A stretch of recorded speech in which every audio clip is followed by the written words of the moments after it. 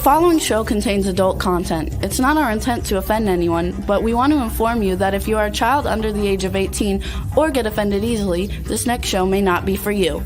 The content, opinions, and subject matter of these shows are solely the choice of your show hosts and their guests, and not those of the Entertainment Network or any affiliated stations. Any comments or inquiries should be directed to those show hosts. Thank you for listening.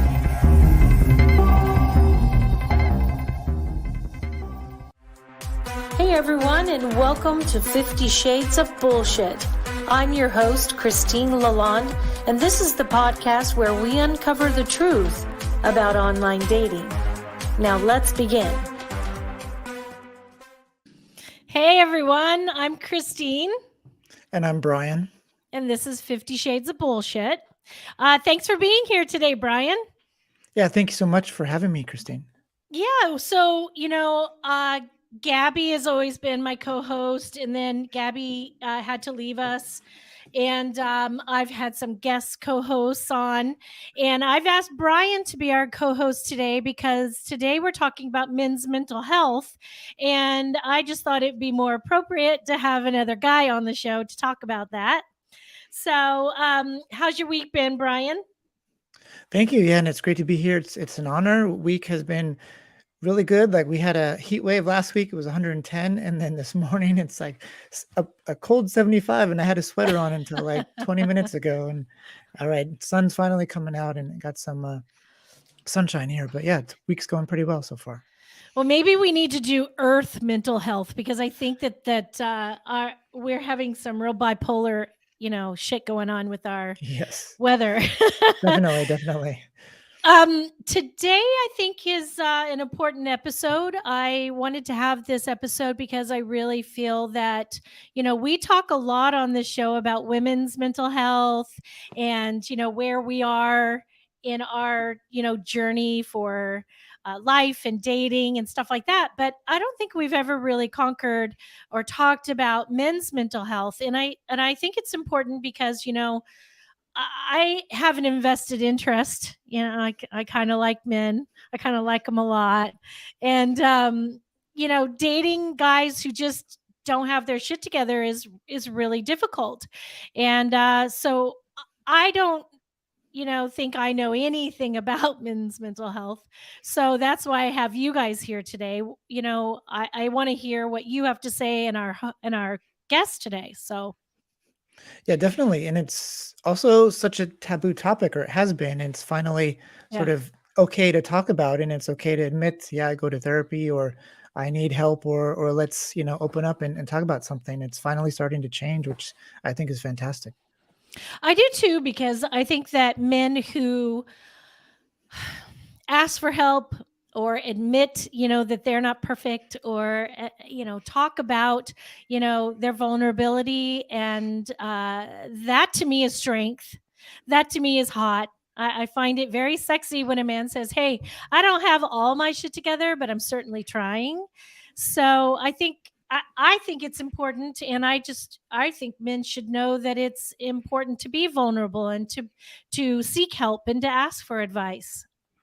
Definitely. And I think that's looking for a partner who there can be mutual respect and mutual love, and not just like a transactional relationship, which we've had kind of out of different rules and different societal rules, religious rules. But now women really want a partnership, and we're seeing this kind of come to a head, especially through the pandemic, and more relationships forming, more divorces happening when they realize I'm stuck with this person 24/7 and they're not like the same person I thought I was with. So I think we're really seeing that starting to become much more important now, through social media, through just the rise in female ownership. I think it was 19% of the home purchases last year were single women, and only 9% were men. I mean, women are like, wow, if I can't have somebody who's going to be a good partner, then I'm happier alone. And I think we're seeing that. I think so too.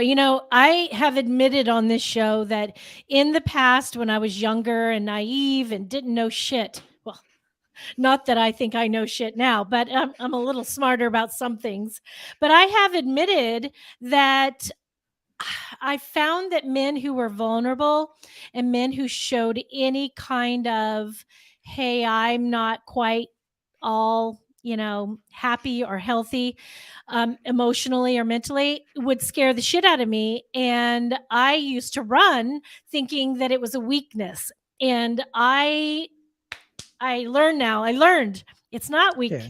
It's strength. It's really strong to be a man who can admit that he's, got some issues. And I like it. And I I think you like bring up a talking about great it. I think you bring up a great point there. Is a lot of women also brought up in this patriarchal system where they're not used to seeing their brothers or their fathers cry or be Yeah. vulnerable or admit they don't know something. Mhm. And a lot of women don't know how to accept that. So Mhm. sometimes it comes out in the middle of arguments, or it comes out in the wrong way from the man, and then the woman doesn't know how to hold space or be in a receiving place for that, and it sort of backfires. See, I opened up, and then it turned out bad, and then I'm never going to show my Yeah. emotions again, and it's sort of a cycle. So I think it's not just men who need to work on themselves and their mental health and all of that, but also women being able Yeah. to hold space and be accepting of that. I agree. And to every man that I ever thought was weak for showing me his vulnerability, I apologize publicly. But yeah, I do think that women need to learn that it is human nature to have vulnerability. It's human nature to not be perfect, and sometimes we are sad and depressed and in pain, and it's okay to admit that, and it's okay to ask for help. And I think it really helps when somebody admits that, hey, I can't do this alone, and is brave enough and strong enough to reach out to anybody, to a friend, Yeah. to a professional, Definitely, and that's literally killing men through stress and from the cliche of not asking for directions, even when you're lost, for not Yeah. not asking, not going to the doctor, or not staying at the doctor and talking about what's going on as long as women, or not asking for mental health help, suicide Mhm. rates, just kind of putting yourselves in danger rather than admitting, actually, I need some help. I don't know what's going on here. So there's so many studies looking at when a man is allowed to ask for Mm. help and show Yeah. that, then the outcomes are so much better. Yeah, I agree. And ask for direction, men. I'm telling you now, we like it. Now we have GPS and we have Snoop Dogg telling us where to turn, so we don't have to admit that's a weak point, but yeah. Exactly. Well, today we have somebody really special coming on. I found him on Instagram. I love his videos, and I really think that he's a cool guy. His name is Bradley Richardson. He's the creator of Advanced Adulting. He's a coach, and he creates contents on helping a grown ass adult navigate and shift through their changes of midlife.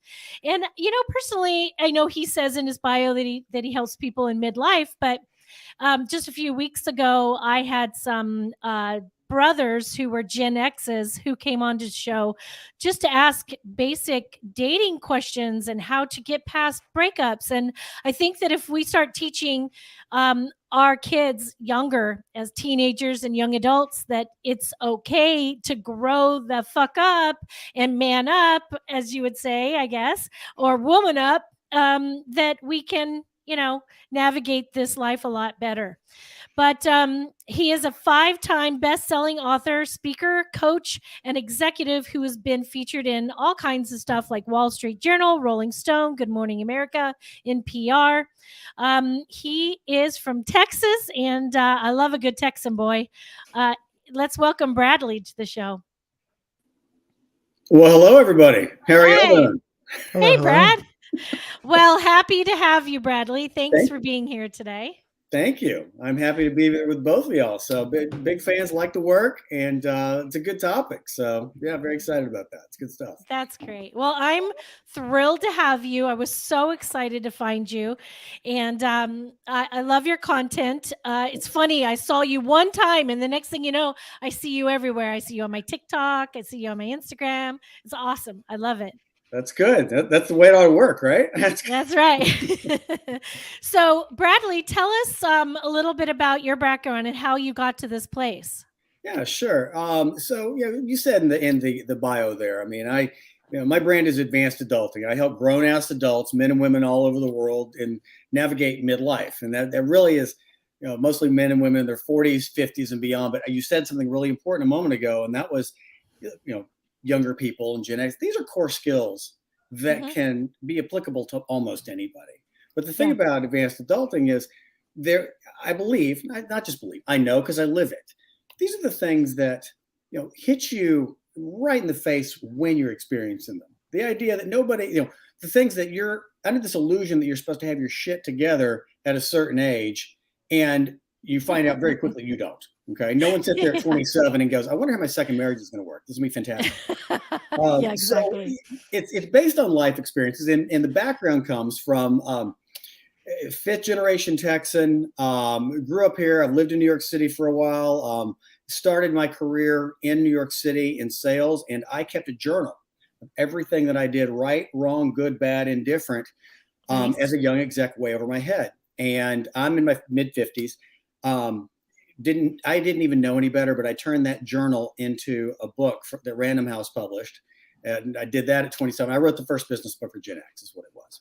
Nice. And since then, I've written 5 more about these ideas as I matriculate life. I've written books about being a dad, about starting over, about running a company and running a company into the ground. I mean, all of these things. And that's really it is, 3-time dad. I got 3 grown kids in their 20s. I was married for a number of years, 16 years. And then I've been divorced for a long time, and I've done it right and I've done it wrong. And I think that's the beautiful part of it is so many of us, there's so many influencers out there that they have all the answers. I have the answers from experience, from Screw the Pooch some. And when I don't know the answers, I'm very connected and know where to go. I'm incredibly inquisitive. And that's where I'm at today, living in Dallas and trying to work on being a better man. And it's an everyday chore. Well, I think you said something really valuable. One thing that I've always tried to do with my daughters is that we talk about failures, because I don't think we grow and evolve as well as we think we do if we've constantly been successful. I think that we grow and evolve and become better people by our failures and about our falls, because that shows whether we got the ability to stand back up and keep going. Yep. And it helps us, grow. Absolutely. I mean, a couple of things with that. Not only does it foster resilience, okay, but it's the how-to. And, I've long said this, and in my profession, I spent over a decade as an executive recruiter, a headhunter, placing CEOs and CFOs. And so I have that background as well with it. But what was funny is I look at this, whether I chose a doctor, a lawyer, hell, a pilot, anybody, I don't want a surgeon that's never lost a patient. You know why? Because I want the person that when shit gets hard, they go, I got this, seen it, done it. I don't want the person that I've got a perfect track record, because when shit hits the fan, they're the ones that go, I don't know what to do. I want the person with the bumps, the scars, the experience, the patina that goes, hold my beer, I got this. That and can bounce back. And sometimes, and we talk about men's mental health, and it's near and dear to my, I make no claims. I'm not a clinician. I'm not a therapist, but I'm a man who's gone through a lot of shit, like a lot of them. And I think that's it is, when we give this false bravado of claiming to be perfect and we've got to do this and we should things, especially at midlife. I think that I have 3 grown kids in their 20s. I know you said you had kids, Brian. I think you have children as well. Yeah. I think the thing that they are geared and equipped in some ways far worse than us, in some ways far better. And I think the challenge for men, at least at this age, it's that reluctance to admit, sometimes you hit the floor and you can't get back up without some help. And that's hard. And we don't like to admit that in midlife.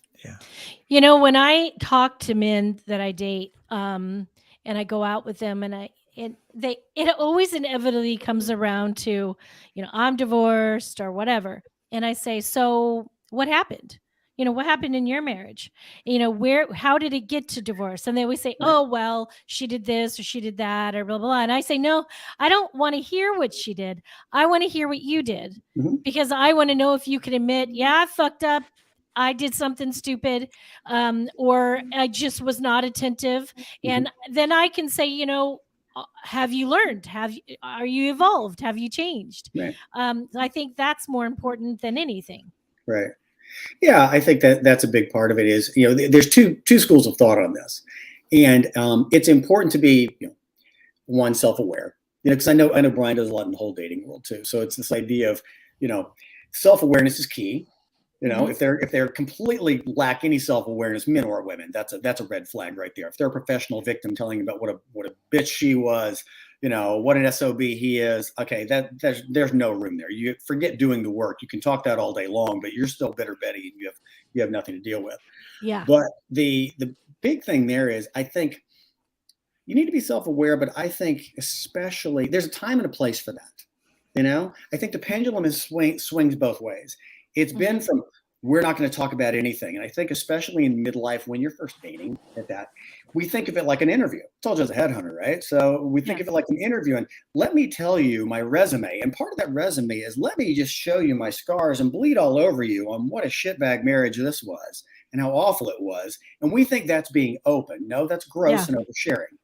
But the other, and so it goes from being closed off to oversharing on that. But I think you find that out by how open and responsive they are and how congruent they are with it. I think bitterness is such a key thing, and both men and women hang on to that way, way too long than they should.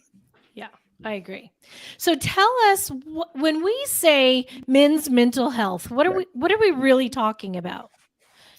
Well, I mean, I don't have the stats change. I've seen those. Obviously, you look at the suicide rate and we can talk pressure, we can talk stress, we can talk expectations. All of those things fall into it. Okay, is there genuine mental health that is of a truly clinical nature that needs to be treated that way? Absolutely. That's not what I'm talking about. Okay, I'm not an expert on that, but I'm talking about this stuff, the real life stuff that we go through on financial pressures, kid pressures, marriage pressures, polarity, all of that.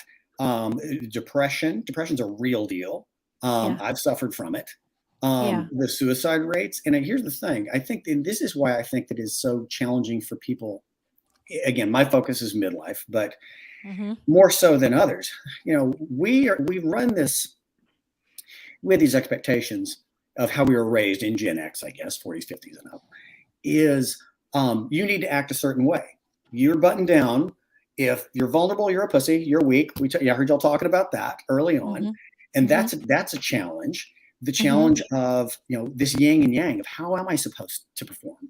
Okay. How am I supposed to act? Because this is what comes naturally to me, but I'm supposed to be a man here, but I'm supposed to, deal with strong women and allow them to do this. And so we find, the challenge comes from this pressure, this pull back and forth of, instead of being authentic to you, whatever that is and how you define that, whether it is in a relationship, whether it is culturally, anything, the pressure to perform, the pressure to succeed, it's just, it gets to you.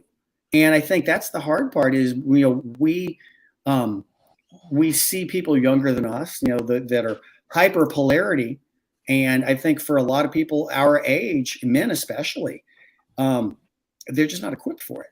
But here's the funny thing. And I think some of the people who I think do a good job and I admire a lot. I mean, again, I don't take everything that comes out of some people's mouth as gospel. Okay. Anybody, offer whatever, there's good and bad in all of it.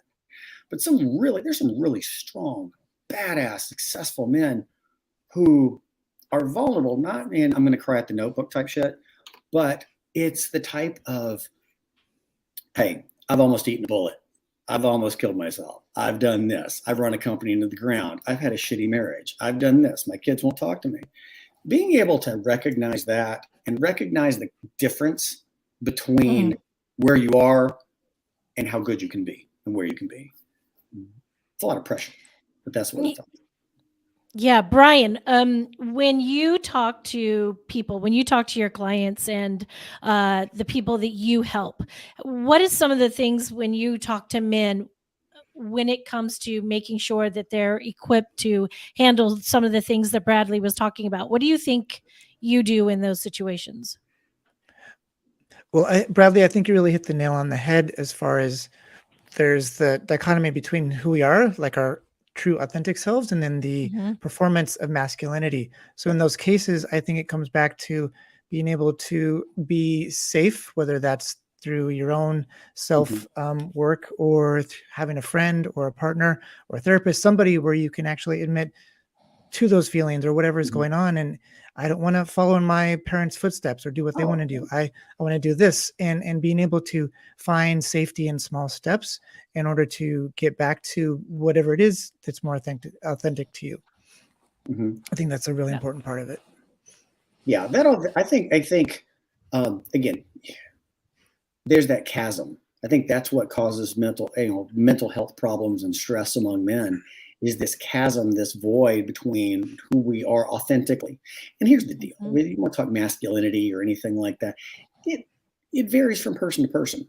Are there some core things? Yeah. Absolutely. Absolutely. Just like, again, the masculine and the feminine, there are some core elements to it.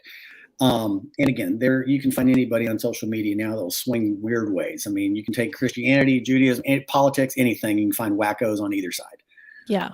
But it's that idea of, what does it look like to you? So it feels right to you. How do you want to live your life? How do you want to show up for yourself?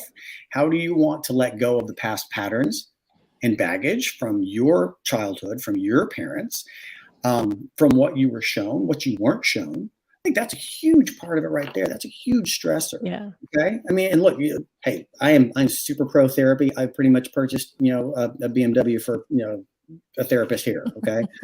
And big fan, but it's a lot of this stuff. We grow into it. We grow into it, and it takes us a long time to figure that shit out, that, hey, I really can be who I want to be, and not who I'm not going to be my dad. I'm not going to be who my narcissistic parent was, or what a spouse or someone else expects. It's how you define it and how it fits for you, but also how it fits within the relationship that you want. I think that's a big one too, because you're right. There's so many different women that want different things. There is no one formula, one size fits all on all this. True. Yeah. And I think, I think a big part of masculinity, however you define it, is being who you are and not caring. And when, as boys, as teenagers, as kids, as teen girls as well, but just we so caught up in what other people think of us. And it's masculinity is that performance. And gradually we stop caring. I'm going to order the drink that I want to at the bar, even if somebody might think it's a girly drink, or I'm going to listen to this band because I like them, even though if my buddy found me listening to him, he might, think I'm weird or whatever. So getting to a point where you can like what you like and be who you are, and stop caring what other people think about it.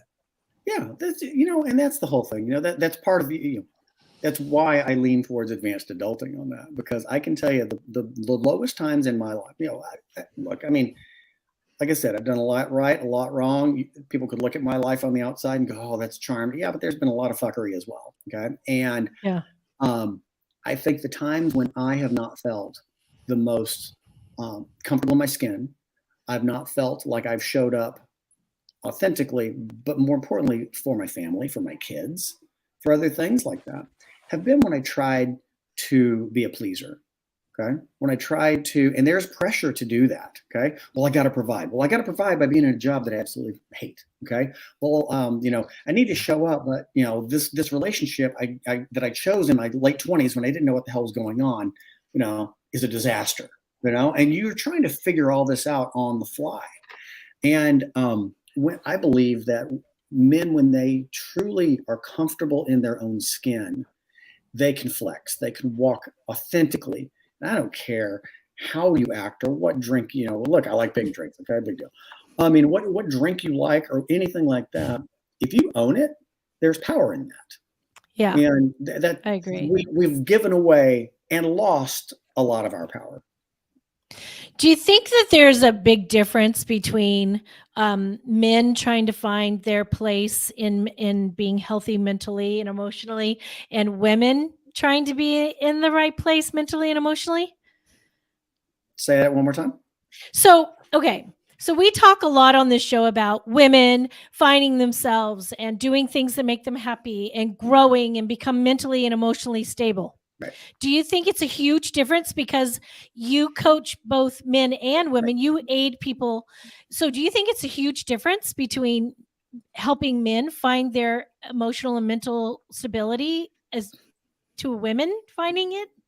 Yeah, I do. I think Okay. yeah, I do. I mean, I'd love to hear that I think the difference. same way that, well, one, I mean, look, I mean, we're y'all are much more down, you're further down the road than we are. Okay. And everything like that. I mean, what I mean is you look at the personal development world. Okay. You look at who is willing to go to therapy, who is willing to get a coach, who's willing to do a program. And I don't care what that program is. Okay. You know, it could be how to be a wood fairy or nymph or whatever and find your inner feminine. Okay, cool. They're going to go, you know, they're going to seek ways to improve themselves. Men are just now coming around to that, or they'll do it. They'll spend money, effort, time for something, you know, somewhat performative. Hey, you know what? I want to work out. I want to get fit. I want to increase my testosterone, all that shit. Absolutely. I want to do something fun. I want to do something where I'm, you know, with my buddies. Sure. But, you know, I think they're much more reluctant. I think they're coming around. I think you've seen some big swings in the past 5 years. I think there are some good folks doing good stuff. And what I like about it is a true buffet, you know? Hey, if you are, you know, and I'll shout out a couple of guys doing good work on this. But I mean, look, if you are, you know, you can go to Austin. Okay, I'm in Texas. I'm in Dallas. But if you want to go to Austin, which has pretty much become like LA South, I mean, it's just, you know, look, you can find your wide world of spiritual dudes who are, you know, badass, fit, good looking, masculine dudes who are still just all about peace, love, and light. Okay. If that's your jam, awesome. But there's also, I mean, like my friend Johnny L. Sasser. Johnny is former special ops guy. Okay. He was a special detail to the ambassador to Iraq for 4 tours. He was the guy kicking indoors and shit. He looks like if Chris Stapleton were in shape. Okay. He's the guy. But he has a program where he takes guys and they go blow shit up. But here's the deal. That's the container. So once you get people open and shooting shit and learn how to do all this cool stuff, then you open up. Okay. I think, you know, I think you asked the difference. I think women are much, much faster to get there. Not only are they further down the road, they're faster to get there. Men, you have to use a different container to open up. That's it. So how do we help men get there? How do we help men know that it's okay to go on that journey? Well, I think a lot of it, I think it's done more in private than public. Okay. I think that's a part of it right there. I think it is by in small groups. I mean, I'll give you an example. Other men leading by example. I think that's the biggest thing. Honestly, it's not something, you know, I just think that's it. I don't think it's something that you know, you can want to do something for your woman, and that sounds great and noble and wonderful. And of course, women would love for them to do that and show up. But it's not going that way. That's what got us here. That's what got us in that problem, I believe. You know, I think the way to make your family, your people, your community, your woman, whatever it is, you know, safe is to be able to show up and take care of yourself first. Okay. If you're doing it for someone else, big ass problem. That's the benefit. It's a great result from it. But I think that the way to, you know, it's almost, you have to backdoor your way into this with guys. And it's because no one's going to, you know, there's still that, look, a lot of people watching this, a lot of people that you deal with, Brian deals with, I deal with, they're already there. Okay. They're 3/4 of the way down the road. Right. So it's like you're preaching to the choir. What I'm talking about are the other 70% who are still kind of this. And I think it comes through having small pockets of men leading the way in private, as an example. It could be through, you know, and I just moved back to Dallas. I spent a few years in Atlanta, and we had a friend of mine, he's, you know, another older guy like me. We would get together every other week at his house. He had a cool house down in Atlanta, and we'd make dinner, but each of us would invite other guys, those that we didn't know. So like I'd show up one day and he'd invited the guy that's, you know, executive producer for Walking Dead. And then I'd bring somebody else who's an author. It was cool. But I remember it vividly, and we just start talking. Hey, what's going on with you? It wasn't, what do you do? It wasn't some sort of dick measuring contest or anything like that. Yeah. It was just for guys. It's the, let me show you my resume. This was more of a, what's going on with you? Tell me what's going on with you. What's going well? What do you need help with? Okay. And so we talk, and I remember my friend Hoyt and I were talking, and talking about relationships, talking about issues with your spouse, your partner, whatever, a fear about, hey, just coming out of a divorce or something. And I remember one of the guys called me 2 days later, and he goes, I didn't know guys talk like that. I just didn't know that badass guys, successful guys, people who are doing this spoke that way. Really? Yeah, they do. Oh, yeah. Wow. Yeah. And I think that's it. And so we have to lead the charge. You have to get your own self right, and then lead the charge by bringing others into the fold and let them see by example. Leading by example is the best way for a lot of stuff, and especially for this. Do you think men are afraid to talk about these kind of things? Do you think men are afraid to, come out and say, "Ugh, I'm really emotionally fucking struggling right now"? Depends who to. It depends too, because I think that's it. There's been this, and I'm talking about my deal, because again, I've got my boys in their 20s. Like, I think you said this with your Bradley, hold on. To be able to address things. Okay. We're there? Yeah, you broke up, and okay. I don't know if it was the connection, but will you say that again? You said you had something about your sons? Well, that's just it. I mean, I think that, I just like you've done with your children. I mean, I've raised my boys to be able to at least be in tune with stuff and handle it. I still think a lot of people at midlife have a hard time acknowledging that. Just getting to that point of, hey, I can open up about these things. It's just a hard thing. I think it might be role models, whether it's like public sphere, celebrities, somebody you look up to, or even in your own home. And a lot of times it's our fathers, our brothers, in that environment we grew up in. And a lot of older men like our age grew up with John Wayne and just kind of that tough guy. But now we have a lot different generation coming up. But I think we don't know how to, because we hadn't seen it a lot growing up, and we didn't have that modeled for us. Yeah. And I think the thing is, it is, there's that polarity in this sense of, you're either, badass trained killer, toxic masculine man who thinks all women should wear burqas, or you're going to be, crying at the Hallmark Channel. And it's not. I mean, that whole vulnerability thing, it's funny because that's such a trigger word for so many people out there. And being vulnerable, we talk about emotional, okay? Emotions, feelings, all of that. Yeah. And we instantly gravitate towards that being a negative thing, meaning, we have to talk about being sad or crying or hurting.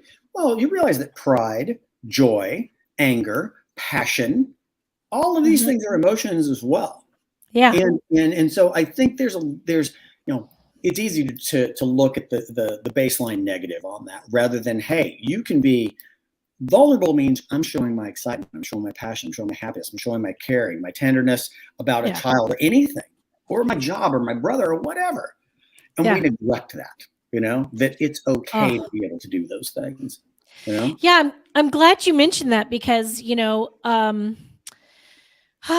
everything on TV, everything in movies, everything in society says, if a man or a woman, someone's going to be vulnerable, they're opening up about all the negative in their life. And I like that you just said, it's not necessarily about the negative. It's about, I just had the best fucking day of my life, and work was so great. And, that's vulnerable too. I love that. Yeah. Yeah. And, the other thing is this idea of, you started off the show by talking about self-awareness. Okay. We started about that. Being self-aware and acknowledging we talk self-awareness and voids. Okay. Vulnerability. Last year I had the opportunity to spend a lot of time in Austin, and I did work with, I coached a coach. Okay. A very, one of Tony Robbins' top guys who now coaches other big time CEOs.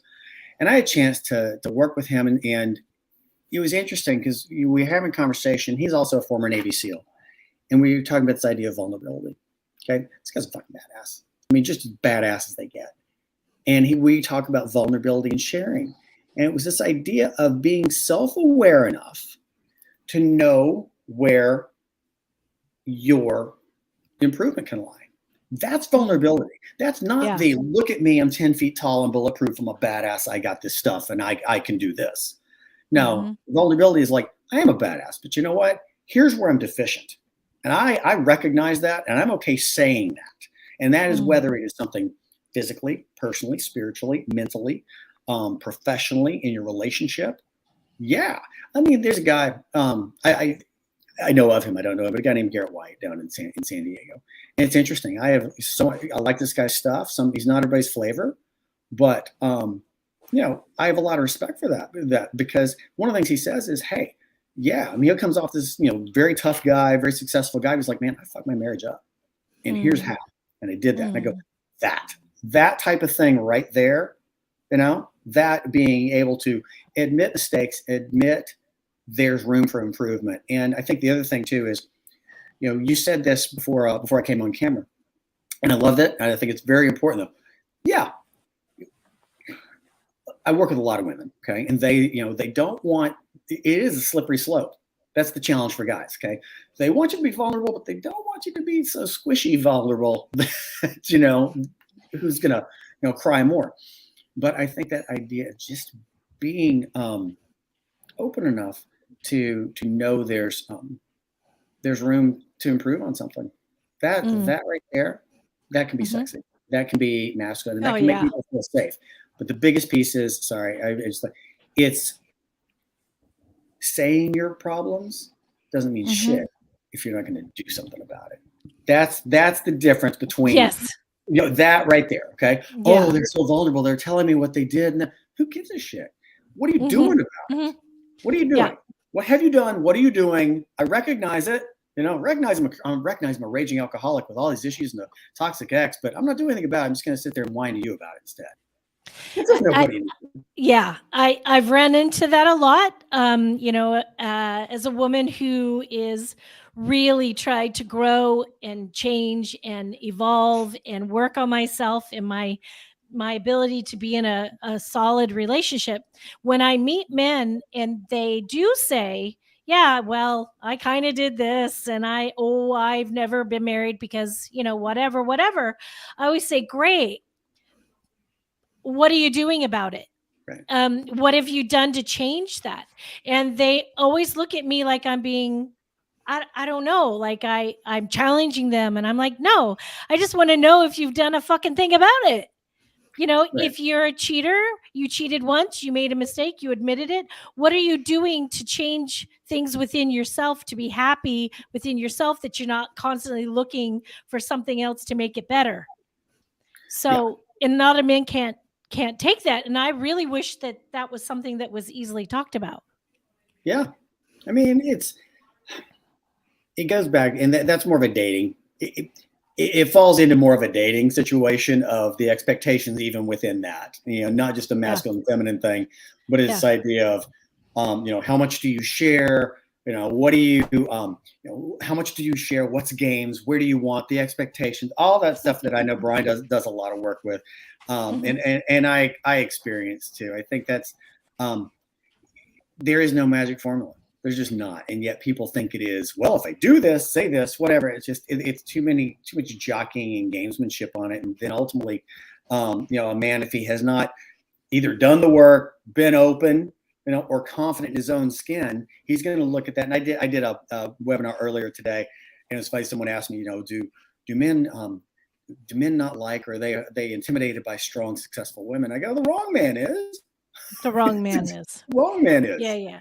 And so people who have, people who are faking, their facade, who are unwilling to be vulnerable. Vulnerability can just mean, hey, I don't feel challenged by you.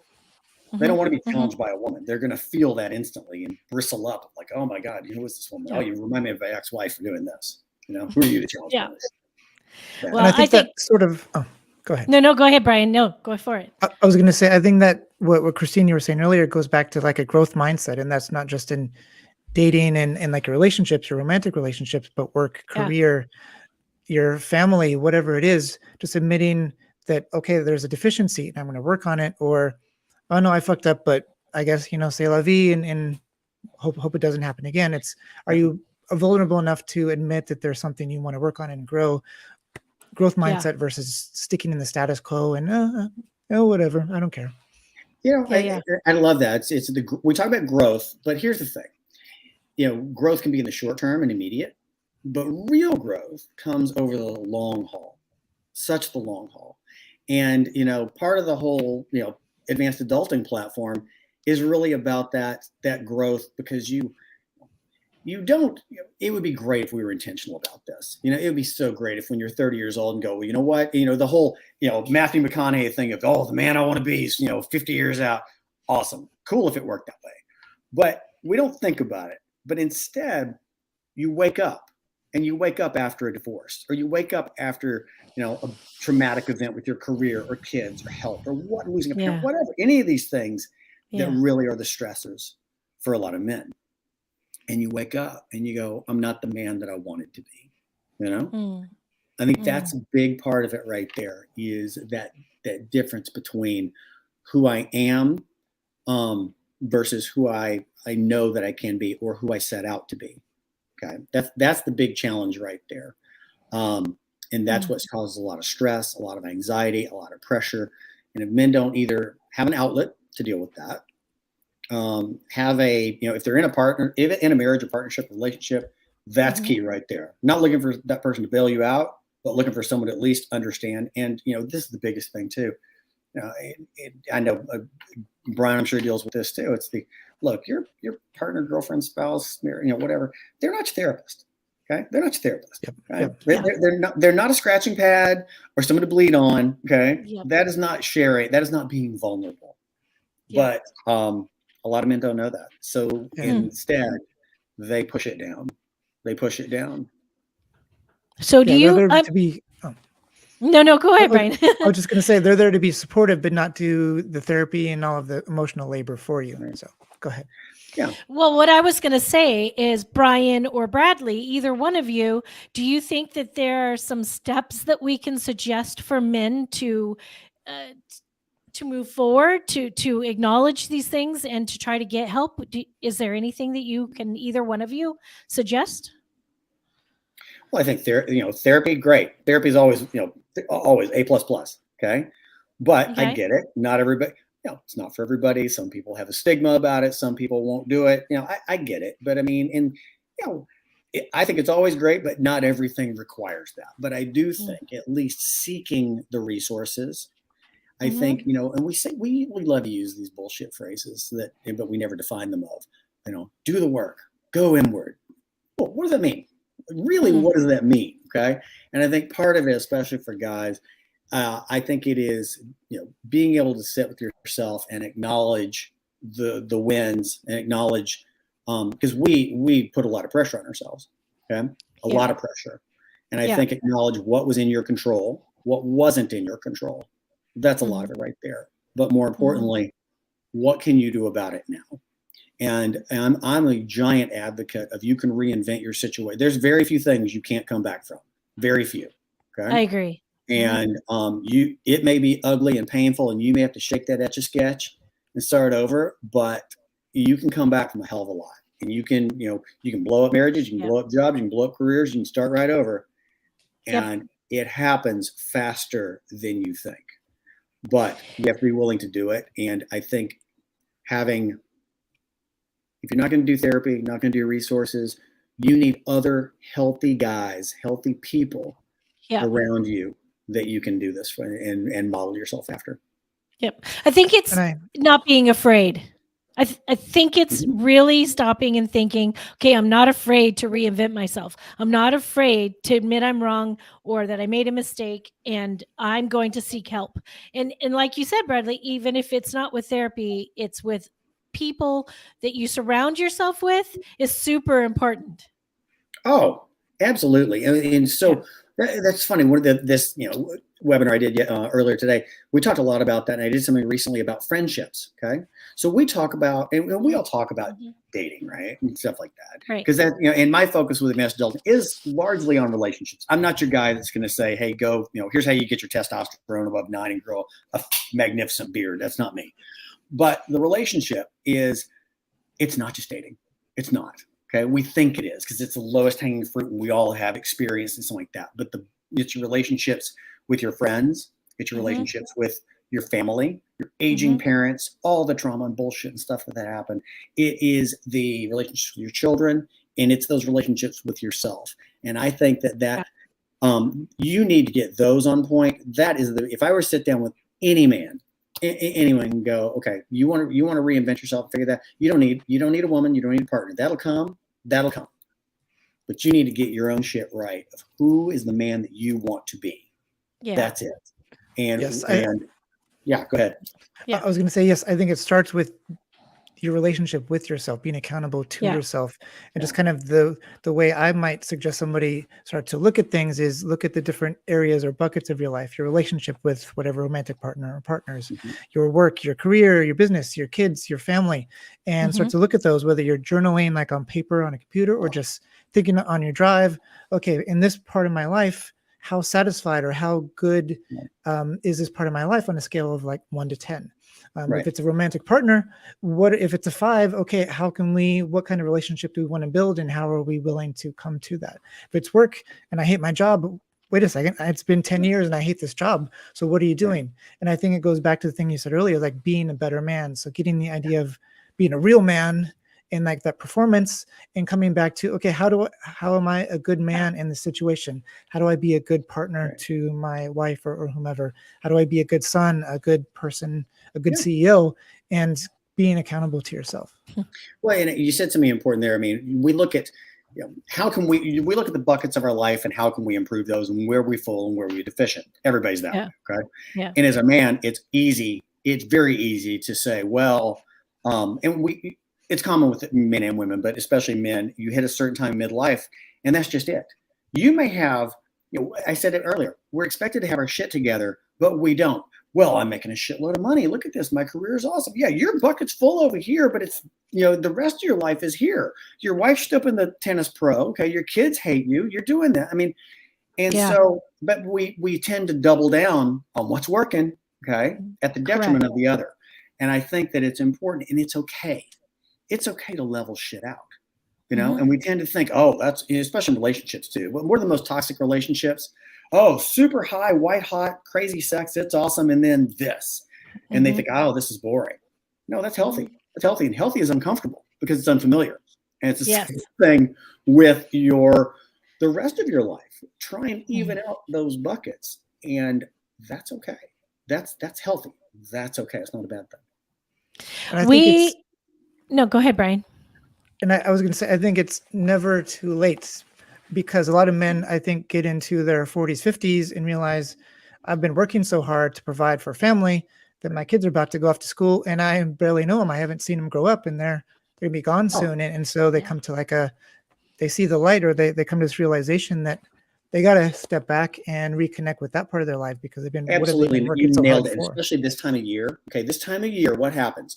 Oh, I have so many things in the past 2 weeks. Oh, I just took my youngest off to college. You come back home, and I shit you not, I talked to a friend of mine like this, and he goes, my wife and I had this horrible marriage. Okay, now we're empty nesters, and this is the person. And that's when divorce happens. That's when you're like, I got nothing going on. It's those big milestones and things. You need to have it together, or at least be thinking about it. But it's also the opportunity to truly reinvent yourself. And it's like I've said before, when we get to this point, it's hard because we have a lot of miles behind us and a lot of scars and experience and all of that and baggage. Everybody's got it. We're all used cars, but you have a lot in front of you. And that's the good part, that you can drive. We have 3 or 4 lifetimes. That's good. I'm going to give my 2 cents. I'm a woman, but I've kind of lived my life for a long time, raising my kids on my own, having to be the sole provider, having to be that parent that was always there, good and bad. And I just think that if we, really take the time to say, like you guys both said, I'm just going to recap this. If I take the time to really figure out how to make myself happy, all these other things in my life will really start to come around. Nailed it. You want to be attractive, and magnetic, it starts here, and then you pull it. It's good. I agree. Well, I wish we had a lot more time to talk about this, but we don't. We've run out of time as usual, which sucks. But Bradley, I'd love to have you back. Let's talk about other things as well. Brian, you were awesome. I appreciate you being here today.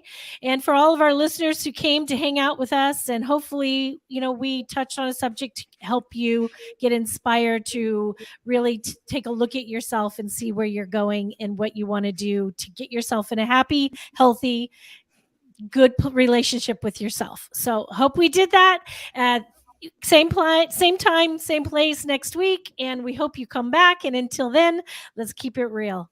Very good. Thank you. If you enjoyed this episode, please share with your friends. Like and follow us on Instagram at 50 Shades of _bullshit and Facebook at 50 Shades of Bullshit. Thanks so much for listening, and we really hope to see you again next week.